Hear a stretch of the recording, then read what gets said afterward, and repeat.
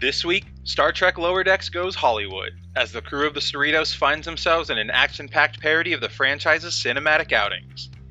Crisis Point opens on a triumphant Mariner admiring the results of a successful revolution she has just led of an alien lizard people who are being raised solely for food against their society's leader. Much to her chagrin, Mariner's celebration is soon interrupted by the appearance of Captain Freeman, who proceeds to admonish the rogue ensign for her clear and blatant violation of the Prime Directive. Tired of Mariner's constant insubordination, an angry and frustrated Freeman attempts to address Mariner's behavior by ordering her to attend mandatory therapy sessions.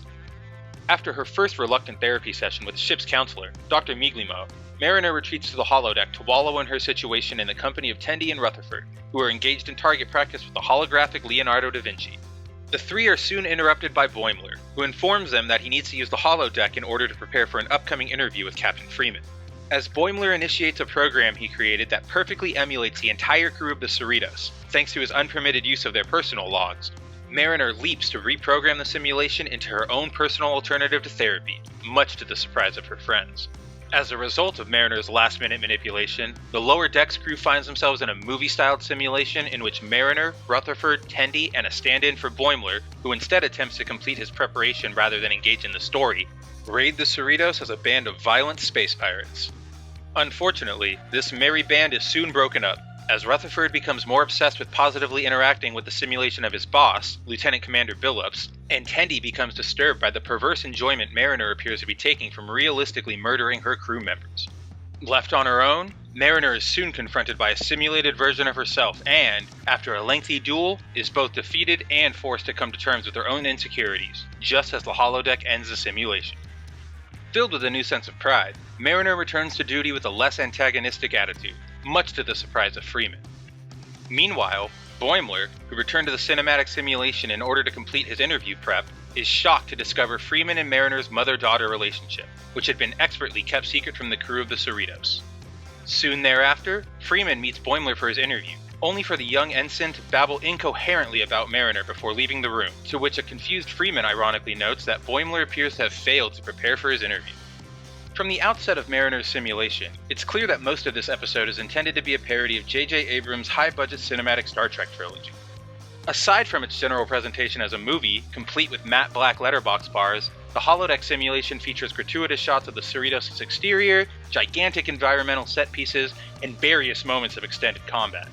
It's a clever nod, though one wonders if this parody had the intended effect of poking fun at Abrams that the writers intended, as this thematic deviation ultimately presents one of the more interesting stories seen in Lower Decks thus far. Like Veritas last week, the quality of animation and direction seen in Crisis Point deserves a special mention. It may be a byproduct of the Abrams parody angle, but nearly every scene in Mariner's simulation is both beautifully animated and expertly choreographed.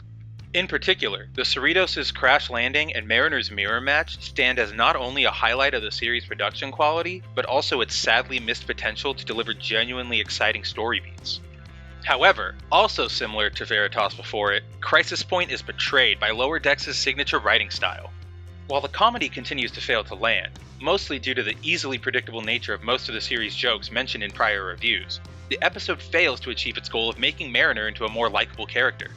Though the aim of the episode was clearly to hold a mirror up to Mariner's actions and lead her to have a change of heart, the appearance of Mirror Mariner only serves to reinforce just how awful the real version of Mariner truly is. While it's fantastic that she's gone through an apparent moment of character development, if this new outlook on life fails to remain in future episodes, audiences will undoubtedly be wishing that Boimler's simulated version of Mariner would have been the one to return to active duty. Lower Decks' first flirtation with a silver screen is a divisive one. On one hand, the episode looks absolutely gorgeous, with well-animated fights and dazzling effects. But on the other, it continues the series' trend of introducing lackluster plots that fail to drive home any sort of meaningful point. There's an indication that the episode's cliffhanger, as well as Mariner's supposed change of attitude, could lead to a more overarching sense of continuity and development than seen before, which would be highly beneficial for the series' writing, but a commitment to that direction remains to be seen. With only one episode left in its first season, there's a small sliver of hope that Lower Decks may see a future bump in quality, but at this point, one would be advised against holding their breath. Pros: the animation quality seen in Mirror Mariner's fight, the fact that Mirror Mariner is a likable version of Mariner, and the parodies of Abrams' cinematic universe are worthy of a slight smile. Cons: writing remains subpar, with plots and jokes failing to land.